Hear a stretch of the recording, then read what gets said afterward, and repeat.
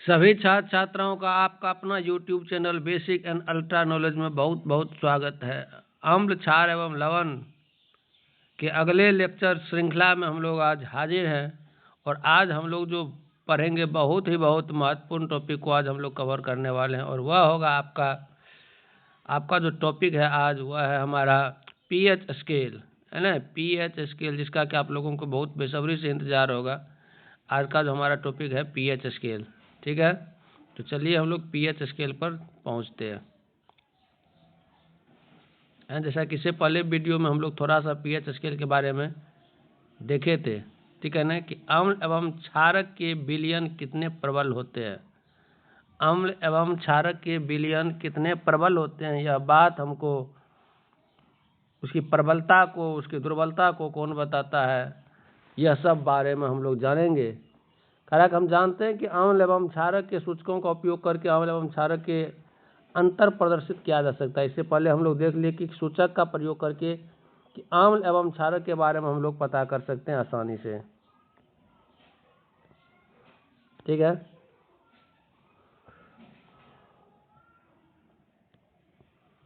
अम्ल क्षारक के सूचकों का उपयोग करके अम्ल एवं क्षारकों का अंतर प्रदर्शित किया जा सकता है। पिछले अध्याय में यानी इससे पहले वाला चैप्टर में हम लोग पढ़े हैं H+ और OH आयन के बारे में भी हम लोग पढ़े हैं, है ना, कि इसके विलयन की सांद्रता कम होना या तनुकरण के बारे में हम लोग पढ़े थे। कैसे जल को मिला करके अम्ल में उसकी सांद्रता को जो है कम कर सकते हैं, है ना। इसको जानने के लिए चलिए हम लोग सार्वत्रिक सूचक जो अनेक सूचकों का मिश्रण होता है का उपयोग ज्ञात कर सकते हैं, ठीक है। सार्वत्रिक सूचक किसी विलयन में हाइड्रोजन आयन की विभिन्न सांद्रता को विभिन्न रंगों में प्रदर्शित करते हैं। सार्वत्रिक सूचक, चलिए आगे देखते हैं हम लोग। आज जो हम लोग पीएच स्केल के बारे में, किसी विलयन में उपस्थित हाइड्रोजन आयन की सांद्रता ज्ञात करने के लिए, किसी विलयन में हाइड्रोजन आयन की सांद्रता क्या है H+ आयन की, उसको ज्ञात करने के लिए अर्थात एक स्केल का डेवलप किया गया, उसी को हम लोग क्या कहते हैं पीएच स्केल, है ना। जिस तरह से इससे पहले वाले वीडियो लेक्चर में हम लोग जाने थे कि प्रत्येक चीज़ को नापने के लिए एक स्केल बनाया गया है, ठीक है। प्रत्येक चीज़ को नापने के लिए क्या किया गया, एक स्केल बनाया गया है ना, यानी सूचक नापना बनाया गया, इस तरह से हम कह सकते हैं। और इसका काम क्या है, किसी भी चीज़ को नापना है, किसी भी चीज़ को क्या करना है, इसको नापना। मान लीजिए जैसे कि भूकंप हम लोग नापते हैं, भूकंप की तीव्रता नापते हैं तो रिक्टर पर नापते हैं, ठीक है, रिक्टर पर नापते हैं। उसी तरह से जैसे मान लीजिए कि दूध की शुद्धता मापते हैं, दूध की शुद्धता मापते हैं हम लोग लैक्टोमीटर से नापते हैं, लैक्टोमीटर से नापते हैं, है ना, लैक्टोमीटर से नापते हैं। उसी प्रकार से हाइड्रोजन आयन की उपस्थिति अर्थात अम्ल की प्रबलता दुर्बलता के बारे में जो पता लगाता हुआ एक स्केल है, और उसी स्केल को हम लोग क्या कहते हैं पीएच स्केल कहते हैं, ठीक है। और पीएच स्केल क्या होता है, यानी अम्ल को नापने का यह स्केल है, उसकी सांद्रता को नापता है ना, कितना वह स्ट्रांग है अम्ल। पीएच जो ये लिखा हुआ पीएच, इसमें देखिए पी और एच दो चीज़ है। पी में, पीएच में जो पी का जो अर्थ होता है पुशांश होता है, पोटेंस यानी पावर, शक्ति, जो कि एक जर्मन शब्द है जिसका अर्थ होता है पावर अर्थात शक्ति। पी का अर्थ क्या होता है, शक्ति यानी पावर, है ना। पुशांश, पुशांश क्या है, पुशांश का यह अर्थ होता है शक्ति, और पुशांश जर्मन भाषा में इसी को हम लोग पुशांश कहते हैं, ठीक है।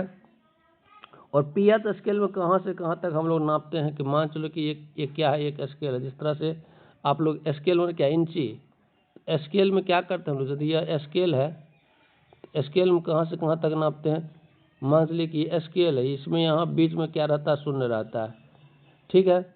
उसके इस साइड इस तरह से 1 से लेकर के यहाँ बीच में 7 रहता है, ठीक है, सॉरी, बीच में क्या रहता है 7 रहता है। यहाँ से शुरू होता है 0 से, है ना, यहाँ हो गया आपका 6 हो गया, इस तरह से 1 2 3 4 5 इस तरह से रहेगा, और लास्ट में क्या आपका रहेगा। एक बार अच्छा से इसको बनाते हैं पीएच स्केल को।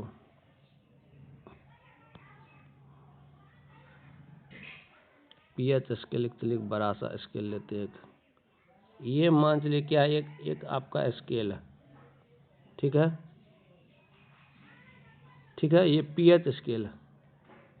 पीएच स्केल में प्रारंभ कहाँ से होता है, 0 से लेकर के 14 तक हम लोग पीएच नाप सकते हैं। ठीक है, बीच में इसको हम 7 कर देते हैं। ठीक है, बीच में 2 भाग में इसको बांट दिए, बीच में 7। तो जैसे जैसे यहाँ से हम देख रहे हैं कि 0 से जिसका बढ़ते जाएगा पीएच, जब हम नापेंगे किसी भी चीज़ का पीएच, है ना, पीएच जब किसी चीज़ का हम नापते हैं तो पीएच नापने के बाद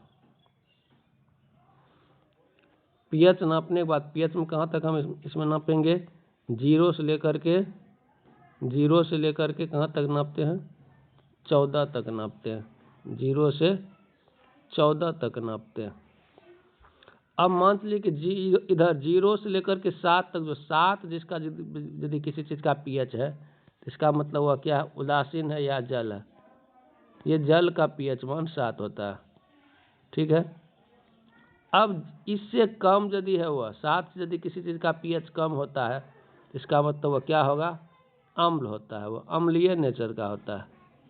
ठीक है, और यदि 7 से अधिक होगा तो वह क्या होगा, क्षारक प्रकृति का होगा। इसमें यही चीज़ आपको याद रखना है, यानी क्षारक का जो पीएच होगा 7 से अधिक और 14 तक जाएगा, है ना, 7 के बाद से लेकर के 14 तक, और इसका क्या हो जाएगा, 0 से लेकर के 7 के बीच तक जाएगा अम्ल का पीएच मान, है ना। यानी पीएच मान जैसे जैसे बढ़ता जाएगा उसकी अम्लता जो है घटते जाएगी, है ना। पीएच मान जैसे जैसे बढ़ता जाएगा उसकी अम्लता घटते जाएगी, है ना। ये चीज़ आपको याद रखना है। यदि मान चलिए कि इसमें प्रश्न किस टाइप से आएगा, मान चलिए कि किसी चीज़ का पीएच कह देगा कि पीएच मान क्या है आपका 2.5 है, 2.5 है, तो कहेगा कि ये अम्ल है कि क्षारक है।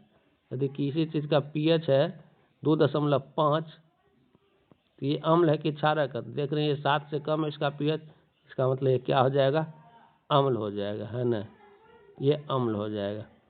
पूछेगा जैसे मान चलिए कि 12 है किसी चीज़ का पीएच, तो ये क्या होगा, 12 यदि किसी चीज़ का पीएच है इसका मतलब ये अम्ल होगा कि क्षार होगा। 12 पीएच है तो क्या हो जाएगा, क्षार है, क्योंकि 7 से क्या है यह अधिक, है ना। इस तरह से पीएच मान को हम लोग देख करके किसी भी चीज़ की प्रकृति को बता सकते हैं कि वो अम्ल है कि क्षारक। चलिए,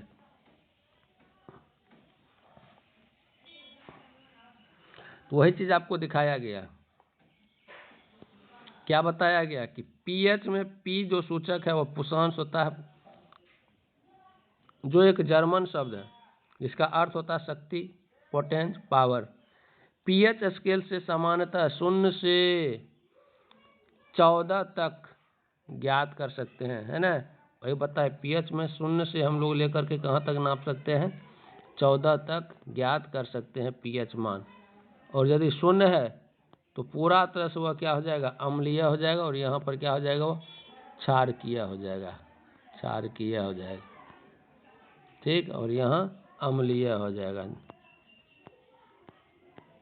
और बीच में जो 7 आएगा, 7 यदि किसी चीज़ का पीएच मान है इसका मतलब वह क्या हो जाएगा, वह लवण या जल हो जाएगा। लवण का पीएच मान बोल सकते हैं या जल का पीएच मान बोल सकते हैं। ठीक है, 7 होगा। चलिए आगे देखते हैं। हाइड्रोनियम आयन किसी भी उदासीन विलयन के पीएच का मान 7 होगा। जस्ट बता, जिस तरह से लवण क्या उदासीन होगा या जल उदासीन होगा तो उसका पीएच मान कितना होगा, 7 होगा। जल का पीएच मान, कोई भी उदासीन विलयन का पीएच मान 7 होगा। पीएच स्केल में किसी विलयन का मान 7 से कम है तो वो अम्लीय विलयन होगा। जस्ट बताएं, यदि पीएच मान किसी विलयन का 7 से कम है तो अम्लीय होगा, और 7 से अधिक है या 7 से 14 तक है तो वह क्षारकीय होगा, है ना। चलिए, आपके किताब में भी देखिए इस तरह से दिखाया गया है पीएच स्केल, जो अभी हम जस्ट बनाए थे, है ना। यहाँ पर वही चीज़ दिखाया गया कि जैसे जैसे H+ आयन की सांद्रता बढ़ेगी, H+ आयन की सांद्रता इधर बढ़ेगी तो अम्लीयता भी बढ़ती जाएगी, और OH- आयन की सांद्रता जब बढ़ेगी तो उसकी क्षारकीय भी बढ़ता जाएगा। जिसका पीएच मान 7 होगा वह उदासीन होगा। उदासीन माने या तो वह लवण होगा या क्या हो जाएगा, जल हो जाएगा, लवण या जल होगा। लवण या जल का पीएच मान 7 होगा। और जिसका पीएच मान जितना कम वह उतनी अम्लीय प्रकृति का होगा, और जिसका पीएच मान 7 से अधिक होगा वह क्षारकीय प्रकृति का होगा। क्षारकीय प्रकृति का होगा वो, ठीक है। बढ़ती हुई क्षारकीय प्रकृति, मान चलिए यहाँ किसी का पीएच मान 8 है और यहाँ पर किसी चीज़ का पीएच मान 14 है, अधिक कौन ज़्यादा क्षारकीय होगा, 8 या 14 वाला? तो 14 वाला। जिसका जितना पीएच मान अधिक वह उतना क्षारकीय। जिसका पीएच मान, मान चलिए यहाँ पर किसी चीज़ का पीएच मान 1 है और यहाँ किसी चीज़ का पीएच मान 6 है, तो कौन ज़्यादा अम्लीय होगा? 1 वाला ज़्यादा। अम्ल में जिसका पीएच मान जितना कम वह उतना ज़्यादा अम्लीय प्रकृति का होगा, ठीक है। चलिए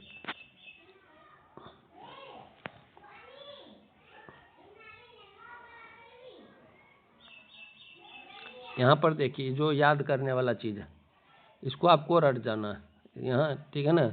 इसमें कोई कंसेप्ट काम नहीं करेगा, इसको क्या करना है, आपको रट जाना इसको। जैसे देखिए आपका जठर रस, क्या जठर रस का पीएच, जठर रस का पीएच कितने दिया हो, इस तरह से आपको नोट बना लेना है। जठर रस का पीएच कितना है, जठर रस, जठर रस, जठर रस का पीएच कितने है, इस तरह से नोट बना लेना। कितना जठर रस का, देखिए 1.2 दिया हुआ है। फिर नींबू का रस, नींबू का रस का कितना है, नींबू का रस का है 2.2 पीएच। फिर जल का भी जस्ट बताए थे, जल का कितना होता है, जल का पीएच होता है 7।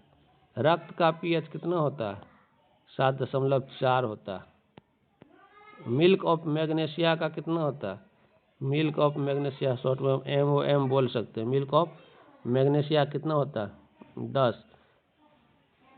Sodium hydroxide NaOH, sodium hydroxide के विलयन का पीएच कितना होता है, लगभग 14 होता है।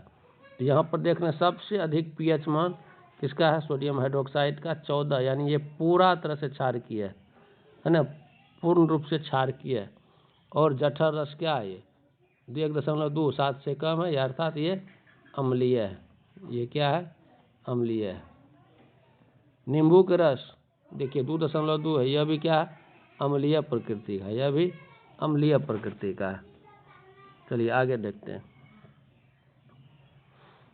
एक एक लाइन को आपको पढ़ना है, NCERT का मतलब वही हुआ।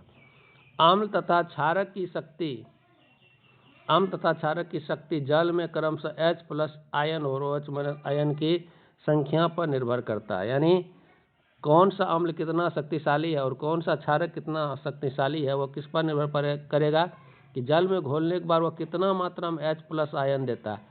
जो विलयन जितना मात्रा में H+ आयन देगा, इसका मतलब वह अधिक शक्तिशाली क्या है, अम्ल है कि क्षारक है, अम्ल है। यदि वह अधिक मात्रा में OH- उत्पन्न करता है, OH- आयन उत्पन्न करता है, इसका मतलब वह क्या है, अधिक प्रबल क्षारक है, अधिक प्रबल क्षारक, ठीक है। यदि हम समान सांद्रता के हाइड्रोक्लोरिक अम्ल या एसिटिक अम्ल जैसे मोलर विलयन लेते हैं तो वह विभिन्न मात्रा में हाइड्रोजन आयन उत्पन्न करेंगे। अधिक संख्या में, अभी जस्ट बताए कि अधिक संख्या में H+ आयन उत्पन्न करने वाले अम्ल प्रबल होते हैं, प्रबल अम्ल कहलाते हैं, स्ट्रॉन्ग एसिड कहलाता है, स्ट्रॉन्ग एसिड, ठीक है, स्ट्रॉन्ग एसिड कहलाएगा। जो जितना मात्रा में H+ आयन दे रहा है वह उतना ही प्रबल अम्ल कहलाएगा, और जो H+ आयन कम मात्रा में देगा तो उसको हम लोग क्या कहेंगे, दुर्बल अम्ल, वीक एसिड, दुर्बल अम्ल कहेंगे उसको, है ना। यही बात लागू होता है क्षारक में भी। अधिक मात्रा में OH- उत्पन्न करने वाले को प्रबल क्षारक कहेंगे और कम मात्रा में OH- उत्पन्न करने वाले को क्या कहेंगे, दुर्बल क्षारक कहेंगे। अब पीएच का जरूरत कहाँ पर है, पीएच का महत्व क्या है हमारे दैनिक जीवन में। तो पीएच का क्या महत्व है हमारे दैनिक जीवन में, उसको चलिए हम लोग जानते हैं। क्या करा कि दैनिक जीवन में पीएच का महत्व, दैनिक जीवन में पीएच का महत्व, यानी रोज जो हम लोग कुछ ना कुछ करते हैं उसमें पीएच का क्या जरूरत पड़ गया, अर्थात पीएच को पढ़ने से हमको फायदा क्या है। तो हमारा कोई भी चीज़ जो प्रत्येक चीज़ का एक पीएच मान होता है ना। प्रकृति में जितना भी चीज़ पाया जाता है उसका पीएच वैल्यू होता है।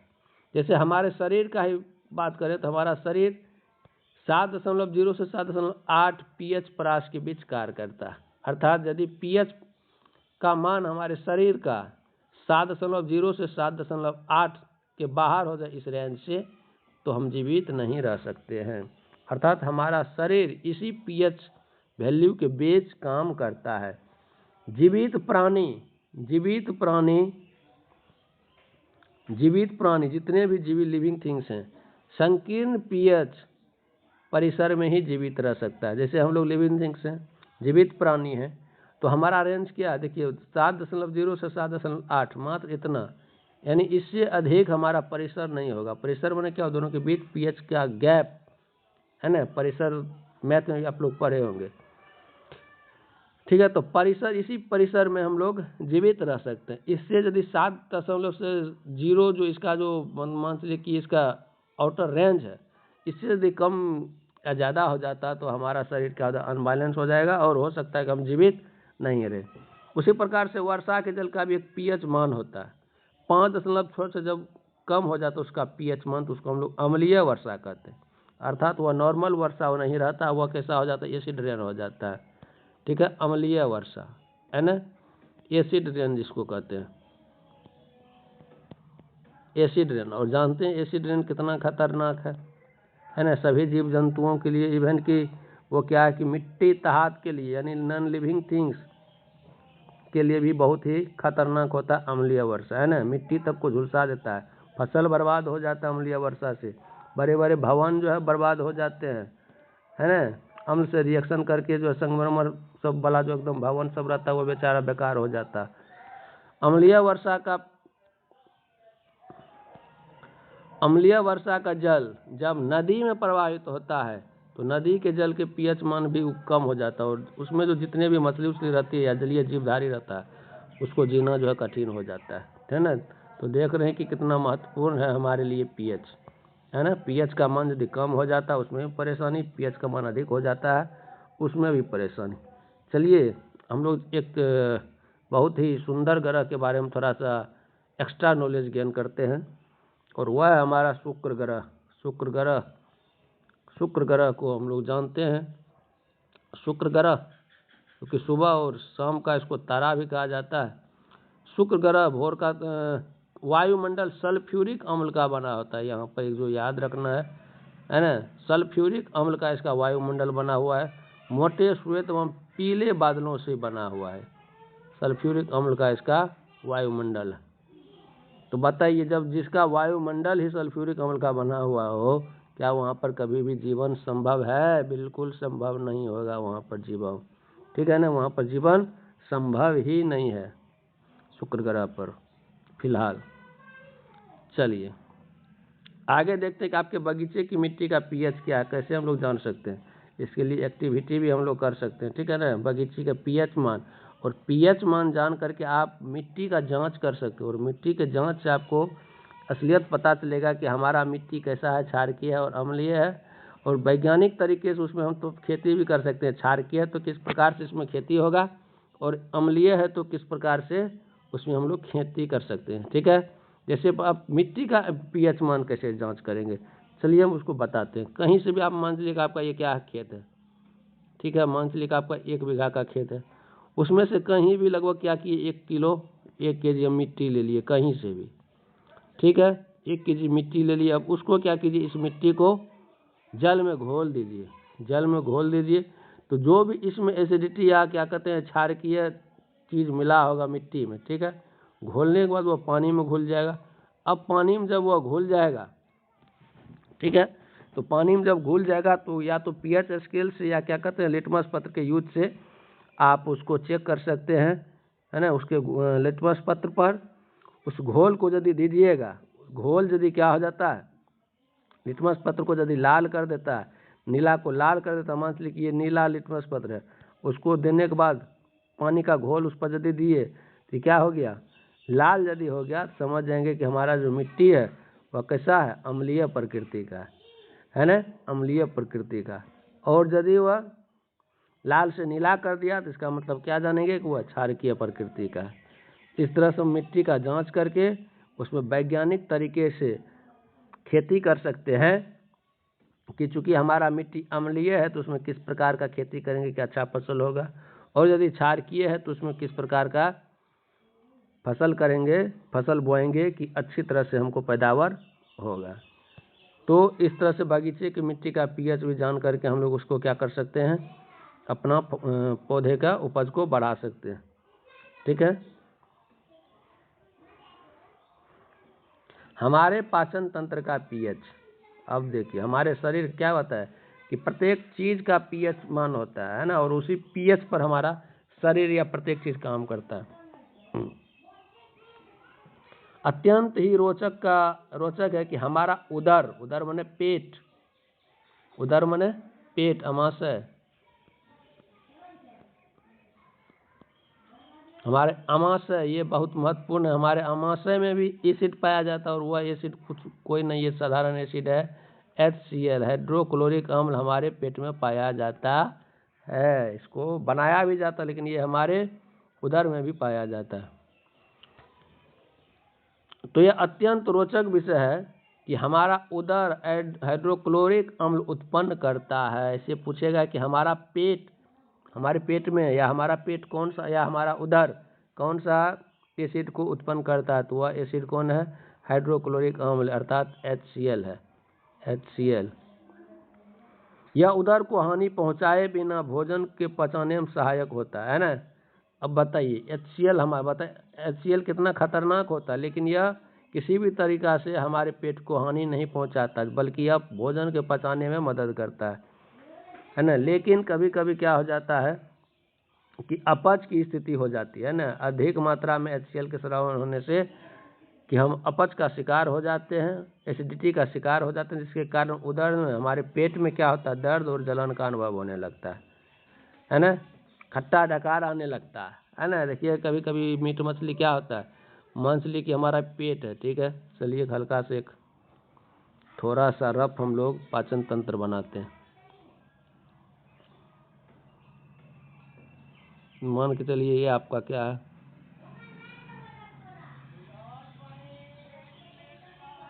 ये आपका मान लीजिए कि ये किसी का फोटो है, ठीक है, जैसा भी हो देखिएगा सिर्फ, है ना, हंसना हंसना नहीं है। अब देखिए मान लीजिए कि ये मुंह से है ना, ये यहाँ पर गया आपका, ये पाचन तंत्र हम छोटा सा रफ बना रहे हैं।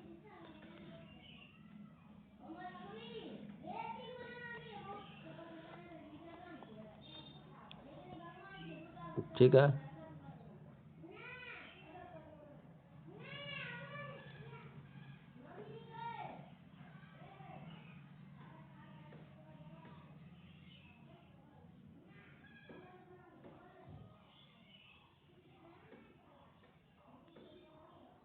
चलिए इस टाइप का मोटा मोटी है।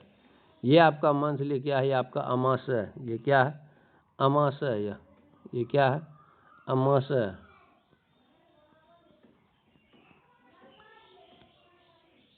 ये आपका अमाशय, ठीक है।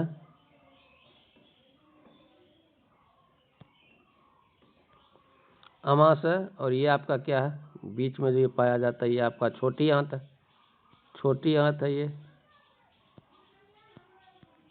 छोटी आंत। और ये वाला क्या है, बड़ी आंत, तो बड़ी आंत है, ठीक है।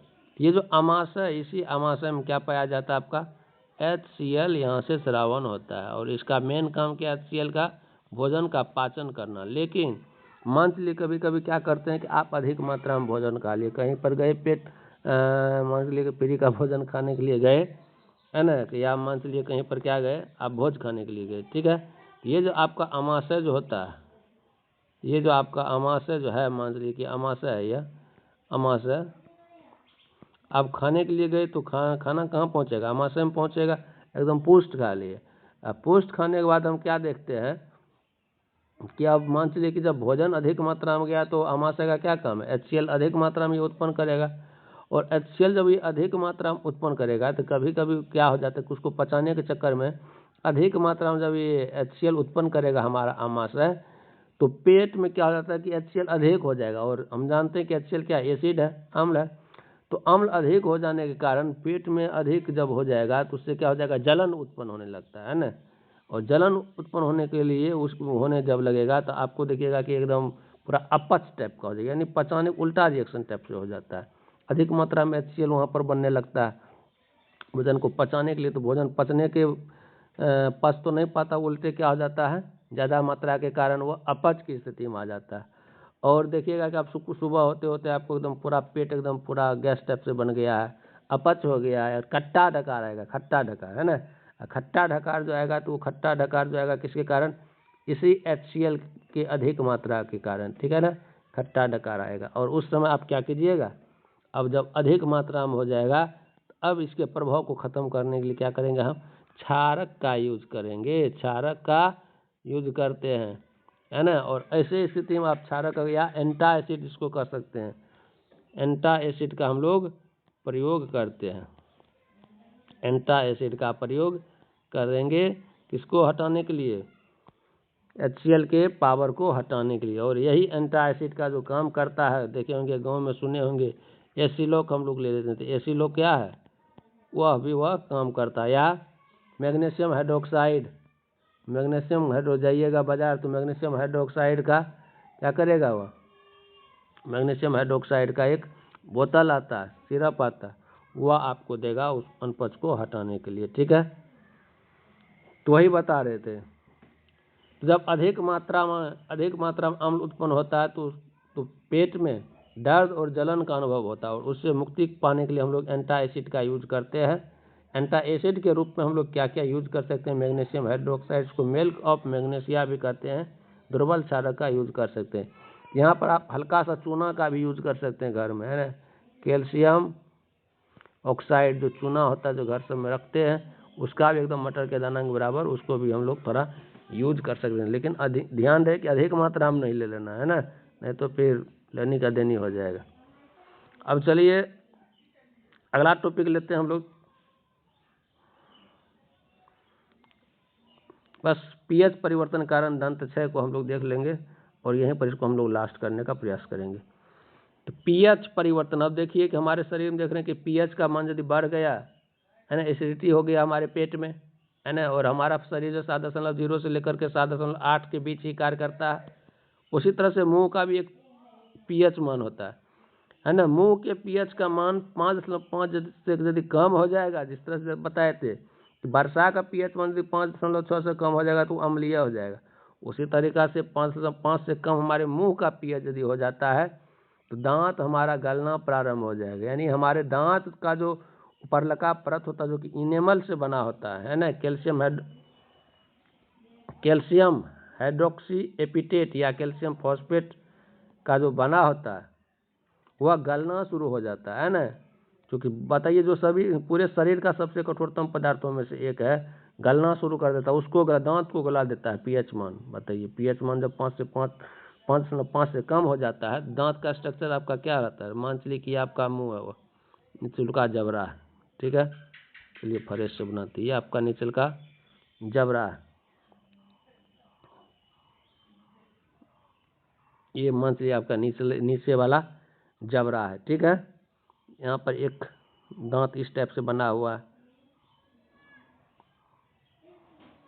फिर यहाँ पर देख रहे हैं एक फाड़ने वाला दांत रहता है ना, एक यहाँ पर फाड़ने वाला, फिर यहाँ पर देखिएगा इस टाइप से अगर चवर्णक रहेगा, फिर कहाँ चला गया, ठीक है चलिए फिर से बनाते हैं। ये क्या आपका नीचे वाला जबड़ा है, इसमें हम लोग क्या करते हैं, यहाँ पर डबल दांत रहेगा, देखिएगा बच्चा सब जब निकलता तो पहले आगे वाला ये दांत निकलता, फिर ये आपका रदनक फाड़ने वाला आ जाएगा, ये बीच वाला को कृंतक कहते हैं, है ना। फिर आपका अग्र चवर्णक आ जाएगा, इस तरह से अग्र चवर्णक आएगा, फिर चवर्णक आ जाएगा इस तरह से, इधर भी अग्र चवर्णक, फिर चवर्णक, इस तरह से आपको आएगा। तो नीचे में देख रहे हैं कि 16 दांत का एकदम पूरा सेट रहता है। और ये दांत के बीच में कभी कभी क्या होता है, मान लीजिए कि हम खा रहे हैं, खाना खा रहे हैं, ठीक है, और खाना खाते खाते क्या हुआ कि एकदम खाए और रात को खास करके सो गए। अब देखिएगा कि खास करके देखिएगा, सबसे पहले सड़ता कौन है, चौवा सड़ता है ना, चौवा। अब यहाँ पर क्या हुआ, एक छोटा सा कण आकर के आपका भात का कण या दाल का कण यहाँ पर आकर के फंस गया चौवा के बीच में, है ना, वो निकल ही नहीं रहा है, ठीक है, आपको उतना ध्यान भी नहीं दिया, एकदम फंसा हुआ है। अब ये रात में जब मान लीजिए कि हम खा करके सो गए तो बैक्टीरिया सब, मान लीजिए मुँह तो बंद रहता है, तो उस समय बैक्टीरिया जो आपके मुंह का जो बैक्टीरिया है उस क्या करता है, उस दाना पर मान लीजिए छोटा छोटा कोई बैक्टीरिया आया और इस दाना पर हमला कर देता है। और दाना पर जो हमला करेगा वो क्या गिराएगा, एसिड गिराएगा उस पर। एसिड गिरा करके उसको पचाने का, गलाने का, चूँकि बैक्टीरिया को तो दांत होता नहीं को खाएगा, तो क्या करेगा, उसको रस बना करके वो क्या करेगा, उसको चूसने का प्रयास करेगा।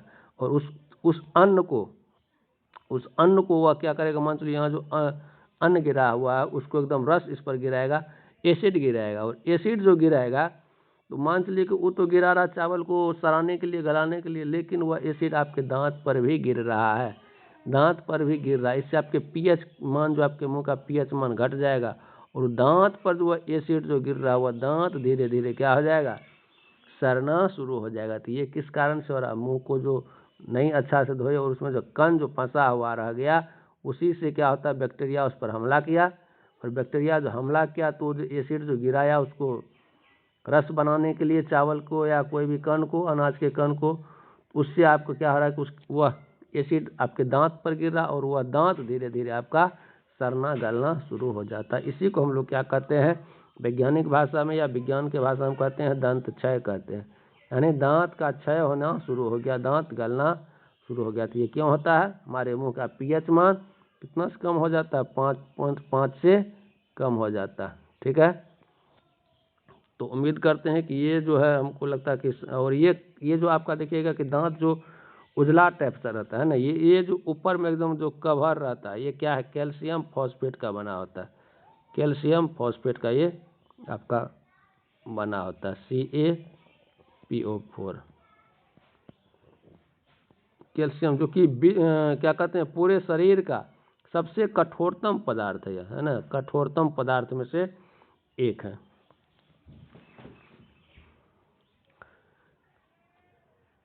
चलिए देख लेते हैं। मुंह के पीएच का मान 5.5 से कम होने पर दांत का क्षय प्रारंभ हो जाता है। दांतों का इनेमल वही दांत का खोलिया एकदम ऊपर में जो रहता है, चकचक जो करता है आपका, कैल्शियम हाइड्रोक्सी एपिटेट या कैल्शियम फॉस्फेट क्रिस्टलीय रूप से बना होता है, जो कि शरीर का सबसे कठोर पदार्थ है, बताइए, है ना। जिस तरह से दुनिया का सबसे कठोरतम पदार्थ हीरा कहा जाता है, उसी तरह से शरीर का सबसे कठोर पदार्थ कौन है, आपका ये दांत का इनेमल ऊपर लगा वाला भाग। ये जल में घुलता नहीं है, लेकिन मुंह के पीएच का मान 5.5 यदि कम हो जाता है तो ये संक्षारित हो जाता है, यानी एक प्रकार से जंग लग गया, बताइए उसमें, यानी गलना शुरू हो जाएगा, तो जंगीन एक प्रकार से कहेंगे। मुंह में उपस्थित बैक्टीरिया भोजन के पश्चात मुंह में अपशिष्ट शर्करा खाद्य पदार्थों का निम्नीकरण करके अम्ल उत्पन्न करता है, जस्ट बताए।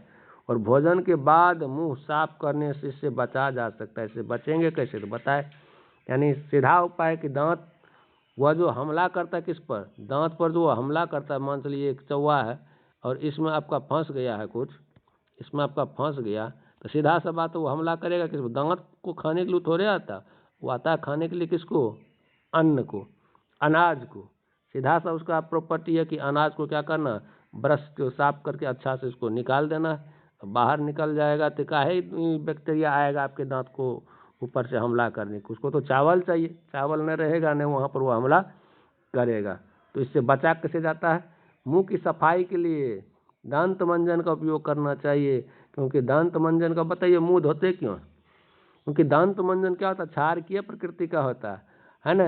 और मान लीजिए हल्का फुल्का यदि ये एसिड गिरा भी दिया है और इसको यदि हम मुंह यदि धो लिए फिर से, तो इसकी एसिडिटी को ये कौन करता है, क्योंकि ये मंजन इस पर गया तो ये अम्ल गिराया, ठीक है, ये अम्ल गिराया। लेकिन जैसे इस पर हम मंजन गिराए, मंजन से मुंह धो रहे हैं, तो मंजन क्या होता है, क्षारकीय होता है। तो अम्ल को क्षारक क्या करता है, उसके प्रभाव को क्या करता है, उदासीन कर देता है। तो क्या करेंगे, यानी ये जो अम्ल हमारे मुंह में बना है, यदि मंजन से मुंह धो लिए तो उसके प्रभाव को ये क्या किया, खत्म कर दिया, और हमारा दांत क्या हो जाएगा, सड़ने गलने से बच जाएगा। ठीक है, तो आज जो हम लोग देखें यहीं तक आज हम लोग रहने देते हैं। उम्मीद करते हैं कि आज का वीडियो आपको बहुत बहुत पसंद आया होगा, और इसको देखिए, बार बार देखिए प्रत्येक वीडियो को, ताकि जो भी आपका कंसेप्ट होगा वह यदि मन से लिखिए, एक बार में समझ में नहीं आता तो उसको दोबारा देखिएगा, तो हमको लगता है कि पूरा तरह से वो आपको दिमाग में बैठ जाएगा। और इसका पेयर कीजिए, पहले रफ एक बार कीजिए और उसको जो है घर पर आराम से फेयर कीजिए, ताकि परीक्षा के समय में ये सारा पॉइंट क्लियर हो जाएगा और याद रखने में परेशानी नहीं होगा। धन्यवाद। जय हिंद, जय भारत। पढ़ते रहिए, मुस्कुराते रहिए, दंदनाते रहिए। धन्यवाद।